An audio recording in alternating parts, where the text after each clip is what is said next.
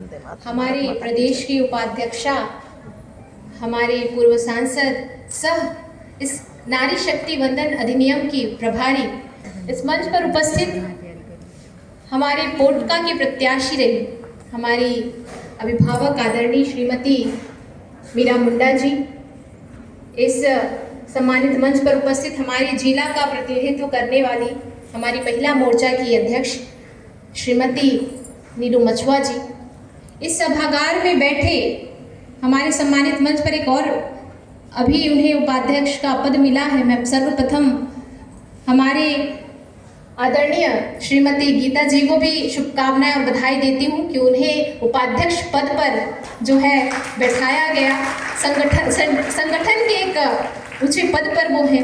हमारे जिला के नेतृत्व में जो है हमारी रूबी झा जी जो चालन कर रही है। तमाम वरिष्ठ हैं, हमारी पूर्व महिला अध्यक्षा, महिला आयोग की अध्यक्षा, माफ़ कीजिएगा, रीता जी, विनीता सहाय जी, नीरू जी, श्वेता जी और रानी जी और हमारी भाभी जी संध्या जी, एवं यहाँ उपस्थित हमारी छोटी बहन रितिका जी यहाँ पे उपस्थित सभी मातृत्व शक्ति को मैं जोहार, नमस्कार और प्रणाम करती हूँ। वंदन के जो नारी शक्ति वंदन अधिनियम जो पारित 2023 में हुआ था, उसी के लिए ये विधानसभा, ये संसद जो 3 दिन का संसद पुनः विशेष सत्र के रूप में सदन में बुलाया गया है, ताकि इस संशोधन विधेयक के माध्यम से हम महिलाओं को अधिकार मिल सके। तो ये एक महिला सम्मेलन सिर्फ एक सम्मेलन नहीं, बल्कि ये उत्सव और गर्व का विषय है कि हम महिलाओं को भागीदारी मिल रही। भागीदारी तो मिली ही है, इसमें कोई दो राय नहीं। हमें सर्वप्रथम ये जानना होगा, क्योंकि यहाँ बैठी समस्त महिलाएं अभी यही नहीं जान रही होंगी कि महिला शक्ति वंदन अधिनियम है क्या। को बताना चाहूंगी कि हम महिलाएं जो ये अधिनियम है सिर्फ एक कानून नहीं है, बल्कि नए भारत के, बदलते भारत के निर्माण की आधारशिला है। हम महिलाएं घर भी संभालती हैं और समाज भी संभाल रही हैं। और अब इसी कड़ी में हमें जिम्मेदारी दी गई है, क्योंकि ज्यादातर महिलाएं तो सिर्फ देखा जाए कि परिवार भी तो संभाल रही है, समाज भी संभाल रही है, पर सच ये है कि कई बार महिलाएं सिर्फ योजना की लाभुक बनकर रह जाती है। सरकार योजना बनाती है और महिलाएं उसका लाभ लेती थी ना भाई, बहुत सी महिलाएं हैं जो लाभ ली, पर क्या यही तक हमारा विकास है? इसके आगे कुछ नहीं कि सरकार योजना देगी और हम बैठे बैठे लाभ लेंगे। क्या हम अपने अस्तित्व को भूल गए? नहीं। आगे की मैं बताती हूँ सभी चीजें कि हम किस तरह आगे बढ़ रहे हैं। अब दौर हम महिलाओं के जीवन को प्रभावित करते हैं, जिसे लेने की हमारी जिम्मेदारी है। अगर वो फैसले लिए गए तो हमारी सुरक्षा, जिसके लिए हम कई वर्षों से सड़क पर आंदोलन पर उतरते हैं, किसी बच्ची के लिए न्याय पर उतरते हैं, अब वो फैसले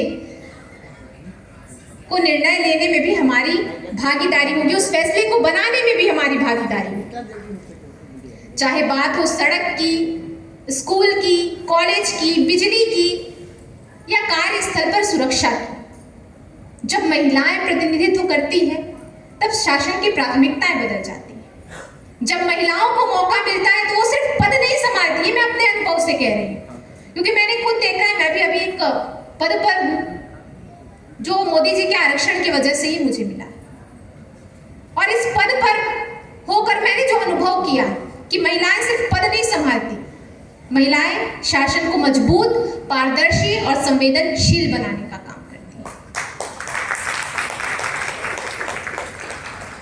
हमने कई बार देखा है और हम सभी जानते हैं कि हमारे केंद्र नेतृत्व के द्वारा विभिन्न योजनाएं महिलाओं के जीवन स्तर को सुधारने के लिए बनाई गई, और हम देख भी रहे हैं कि बहुत सी ऐसी योजनाएं हैं जो केंद्र नेतृत्व द्वारा चलाई गई, आदरणीय मोदी जी द्वारा जो योजनाएं चलाई जा रही हैं, उन सभी योजनाओं ने व्यापक रूप से महिलाओं के जीवन स्तर पर जो है वृद्धि की, उनके जीवन स्तर को संवारने का काम किया है, सुधारने का काम किया है।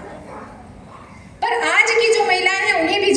जरूरी है, क्योंकि पहले महिलाएं तो सिर्फ घर में होती थी और घर के बाद मतदाता केंद्र में, और आज भी अगर हम देखें तो सबसे ज्यादा भीड़ महिलाओं की होती है मतदाता केंद्रों। तो ये तो साफ दिख रहा है हमें कि किस तरह महिलाएं अपनी भूमिका राजनीतिक क्षेत्र में अपना निर्णय लेने में मतदाताओं केंद्र पर जाती है, ताकि वो अपना निर्णय वहां पे दे सके और अपने हक की बात के लिए स्थानीय विधायकों या सांसदों के रूप में अपनी आवाज बुलंद कर सके। आज हमारे बीच सभी बैठे हुए जो कहीं ना कहीं विभिन्न क्षेत्रों में अपना योगदान दे रहे हैं, तो आज की महिला सिर्फ मतदाता नहीं, किसी भी क्षेत्रों में, बहुत सारे क्षेत्रों में जो ये अपना योगदान देने का काम कर रही है, और यही एक बदलाव है।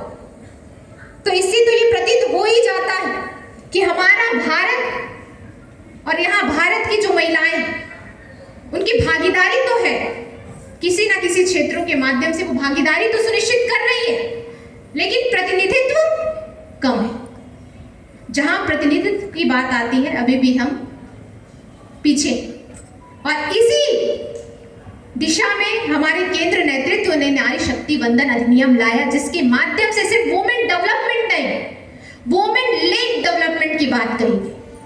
महिलाओं का विकास नहीं, महिलाओं के नेतृत्व वाला विकास की बात की गई।